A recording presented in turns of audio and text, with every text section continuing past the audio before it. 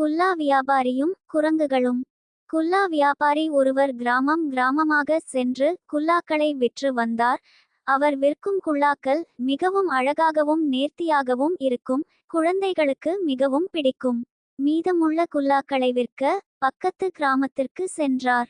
ஆனால் அந்த கிராமத்திற்கு செல்லும் வழியில் குரங்குகள் நிறைந்த காடு ஒன்று உள்ளது. அதை கடந்துதான் போக வேண்டும். வெயில் அதிகமாக இருந்ததால் ஒரு மரத்தினடியில் சற்று நேரம் உறங்கி ஓய்வெடுத்துவிட்டு போகலாமென்று நினைத்து அங்கேயே உறங்கினார். உடனே அங்கிருந்த எல்லா குரங்குகளும் வியாபாரியின் குல்லாக்களை எடுத்து தலையில் போட்டுக்கொண்டது. வியாபாரி எழுந்து குல்லாக்களிருந்த கூடையில் குல்லாக்களில்லாததை கண்டு வியந்து பார்த்தார்.